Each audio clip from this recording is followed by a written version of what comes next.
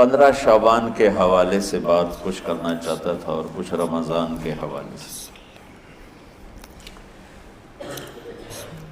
15 شعبان کی رات میں ہمارے ملکوں میں، جو ہمارے عجمی ملک ہیں، اس میں وہ کچھ ہو رہا ہے جو نہ میرے نبی نے کیا، نہ صحابہ نے کیا، نہ تابعین نے کیا۔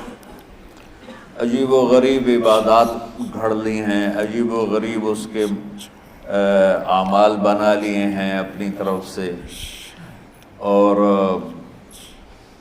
مسجدیں بھری ہوتی ہیں اور روشنیاں لگی ہوتی ہیں اور آتش بازی ہو رہی ہوتی ہے۔ میرے نبی نے اس رات کی فضیلت بتائی، عمل کوئی نہیں بتایا۔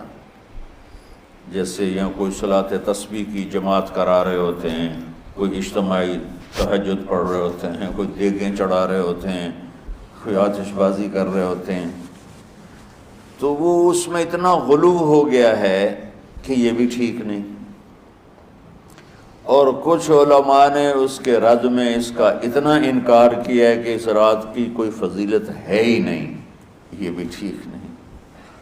اس بیچ کا راستہ، اس رات کی فضیلت میں جتنی احادیث ہیں وہ ضعیف ہیں، لیکن اتنی کثرت سے ہیں کہ ان سب کا مل کر جمع ہو کر کم از کم وہ حسن لغیر ہی تک تو پہنچ جاتی ہیں۔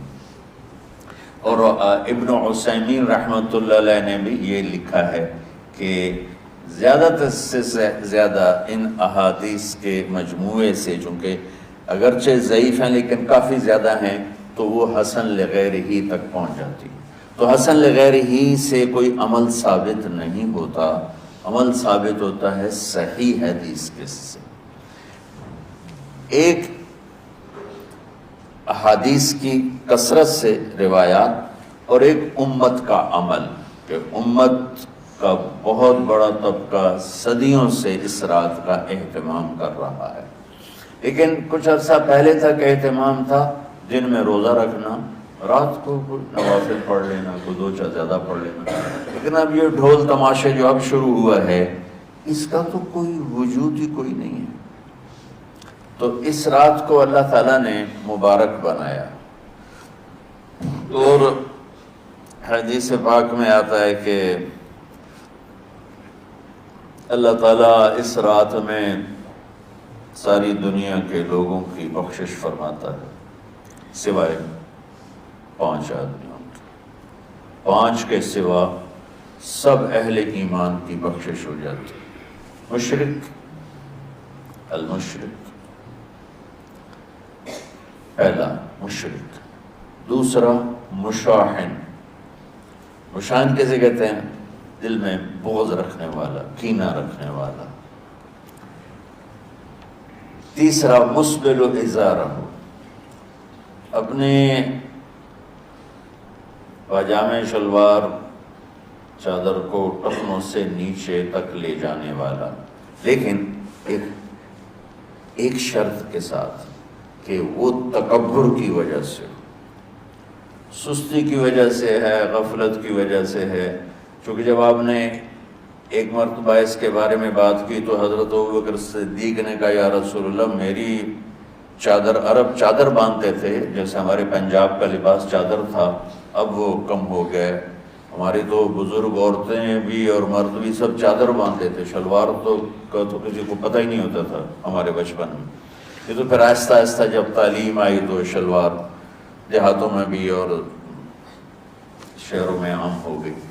تو اگر وہ اس لیے لٹکا رہا ہے کہ طبیعت میں تکبر ہے، پھر اس وعید کا وہ حقدار ہے۔ اگر ویسے اس کی نیچے جا رہی ہے تو میرا مالک ایسا، وہ تو ہے ہی رحیم و کریم، ہے ہی رحیم و کریم، ہے ہی رحیم و کریم، صرف شلوار نیچے لٹکانے سے وہ اتنی شدید سزا دے۔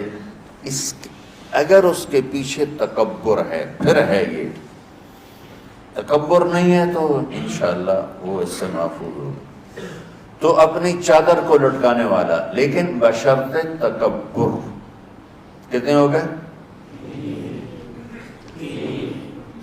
حق لوالدیہ، ماں باپ کا نافرمان، نافرمان ایسا کہ دکھ دینے والا۔ چھوٹی موٹی اونچ نیچ تو ہر بچے سے ہو جاتی ہے، جن نے والدین کو ٹکڑے ٹکڑے کر دیا اور ان کو دکھ دے دے دے دے کے ان کا سینہ چیر دیا ہو، چونکہ آپ کہتے ہیں پرزے پرزے کرنا کسی چیز کی، تو اپنے دکھ دے کر اپنی بدتمیزی کے ساتھ اس نے ماں باپ کا دل زخمی کر دیا ہو، ایک یہ نہیں معاف ہوتا۔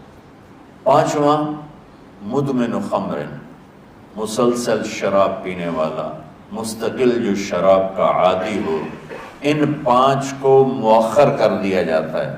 معافی نہیں ہونے کا مطلب یہ نہیں کہ اللہ تعالیٰ کبھی معاف نہیں کرے گا، معافی نہ ہونے کا مطلب یہ ہے کہ یہ پانچ ایسے گناہ ہیں کہ اس کی وجہ سے بخشش رک جاتی ہے۔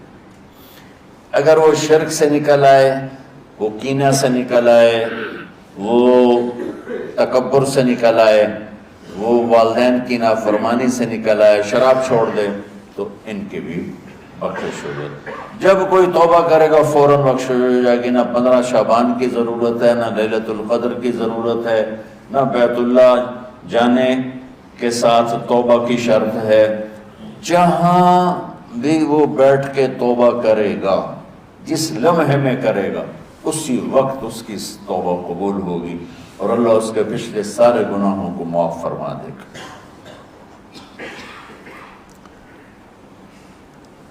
دن کا روزہ، رات کا قیام، زیادہ قیام سے مراد نوافل ہیں، کوئی گھر میں پڑھ لے، کوئی مسجد میں پڑھ لے۔ نوافل، نفلی عبادات گھر میں ہی افضل ہوتی ہیں۔ میرے نبی سنتیں ہمیشہ گھر سے پڑھ کے آتے تھے، تہجد اپنے گھر میں پڑھتے تھے، مسجد میں نہیں پڑھتے تھے، سوائے اعتکاف کے آپ اپنے نوافل سنتیں سب گھر میں پڑھتے تھے اور مسجد میں صرف فرض آ کے ادا فرماتے تھے، اور اس کے بعد بیٹھنا ہوتا تھا تو بیٹھ جاتے تھے، اٹھنا ہوتا تھا تو اٹھ جاتے تھے۔ تو اعتدال اللہ کو ہر چیز میں پسند ہے۔ دنیا جو مختصر ہے اس میں کیسے پسند نہیں ہوگا؟ آخرت جیسے معاملے میں بھی اللہ ہم سے کہہ رہا ہے اعتدال، امتن وسطا۔ ایسے عیسائیوں کی طرح ترک دنیا بھی نہ کرو، یہودیوں کی طرح دنیا کے پیچھے نہ پڑ جاؤ، رزق حلال بھی کماؤ، اپنے بچوں کو بھی دیکھو، اپنے فرائض کو بھی دیکھو جو دنیاوی ہیں، اور اللہ سے بھی اپنا معاملہ ٹھیک کرو اور درست کرو۔ بعد کے زمانے میں صحابہ کے بعد سے ہی ایک انتہا پسندی امت میں آئی، ساری رات جاگنا۔ فلاں بزرگ تھے، وہ رسے سے اپنے بالوں کو باندھ لیتے تھے کہ نماز پڑھتے پڑھتے جب نیند آئے اور جھٹکا لگے تو رسے سے بندھے ہوئے بالوں سے اس جھٹکے سے تکلیف ہو اور ان کی آنکھ کھل جائے اور پھر نفلوں میں شروع ہو جائے۔ ایک فلاں بزرگ تھے، وہ اپنے آنکھوں میں نمک کا سرما لگاتے تھے تاکہ آنکھیں جل جائیں، اس میں وہ جلن پیدا ہو جائے اور نیند اڑ جائے۔ یہ ایسے واقعات بھرے پڑے ہیں۔ فلاں بزرگ تھے، انہوں نے 30 سال عشاء کے وضو سے فجر کی نماز ادا کی۔ یہ اپنی جگہ پہ بزرگی ہے، لیکن یہ بھائیوں یہ دین ہم پیش نہیں کر سکتے۔ فلاں بزرگ تھے، وہ 30 سال سے ستو کھا رہے تھے کہ روٹی کھانے اور ستو کھانے میں 70 دفعہ سبحان اللہ کا فرق پڑ جاتا ہے، تو روٹی کھائیں تو 70 دفعہ سبحان اللہ کم کہہ سکتے ہیں، اور ستو کھائیں تو 70 دفعہ سبحان اللہ زیادہ کہہ سکتے ہیں۔ تو لہٰذا ان کا مجھے تو 30 سال ہو گئے، میں تو ستو کھا رہا ہوں، میں تو روٹی نہیں کھا رہا۔ یہ دین نہیں ہے، یعنی یہ وہ دین نہیں جو ہم انسانیت کو پیش کر سکتے۔ یہ تو لوگوں کو دوڑانے والی بات۔ اور ایک آدمی ایک بزرگ سے ملنے گیا تو وہ نوافل پڑھ رہے تھے، وہ زور سے عصر تک نفل پڑھتے رہے، وہ ان کے انتظار میں بیٹھا رہا، پھر عصر سے مغرب تک وہ مراقبہ کرتے رہے، وہ انتظار میں بیٹھا رہا، پھر مغرب سے عشاء تک وہ نفل پڑھتے رہے، وہ بیچارہ انتظار کرتا رہا، پھر عشاء کے بعد پھر نفل شروع کیے تو تہجد تک نفل پڑھتے گئے اور وہ بیچارہ پیچھے بیٹھا ہوا۔ تو تہجد کے آخر میں ان کی مسئلے پہ بیٹھے بیٹھے ایسے اونگ آ گئی، تو یوں جھٹکا لگا تو کہا یا اللہ میں اس آنکھ سے پناہ مانگتا ہوں جو سونے سے اس کا دل ہی نہیں بھرتا۔ اور پھر اس کے بعد فجر کی نماز پڑھ کے اشراق تک بیٹھے رہے، پھر اشراق پڑھے، اخیر وہ بیچارہ اٹھی کے واپس آ گیا، لگتا ہے نام دا ویلی کوئی نہیں۔ تو وہ اس نے کسی سے پوچھا کہ یہ بزرگ کب سے یہ کر رہے ہیں؟ کہ پچھلے 30 سال سے کر رہے ہیں۔ یہ راہبانیت کی شکل ہے، یہ وہ دین نہیں جو ہم لوگوں کو پیش کریں گے تو وہ کہیں گے واہ واہ واہ واہ کیا دین ہے بھائی، قبول کرو۔ یہ ایک قسم کا غلو آیا۔ میں ایک حدیث سناتا ہوں، بخاری شریف میں بھی ہے، مجھے اب ہر شے بھول گئی، لیکن وہ ہے نہی الغلو، اس طرح کر کے آپ لوگ زیادہ جانتے ہوں گے جو پڑھ رہے ہیں کہ غلو سے نہیں۔ حدیث آپ کو سب کو یاد ہوگی کہ 3 صحابہ آئے اللہ کے نبی کے گھر اور پوچھا کہ اللہ کے نبی رات کیسے گزارتے ہیں؟ تو گھر والوں نے کہا سوتے بھی ہیں، جاگتے بھی ہیں، کھاتے بھی ہیں۔ تو وہ تینوں آپس میں کہنے لگے وہ تو نبی ہیں، سوئیں بھی تو کوئی بات نہیں، اور شادی ہے کوئی بات نہیں، ہم تو نبی نہیں، ہمیں تو کچھ کرنا چاہیے۔ ایک نے کہا کہ میں ساری زندگی روزہ نہیں چھوڑوں گا، ایک نے کہا کہ میں ساری زندگی سوؤں گا نہیں، ایک نے کہا میں ساری زندگی شادی نہیں کروں گا۔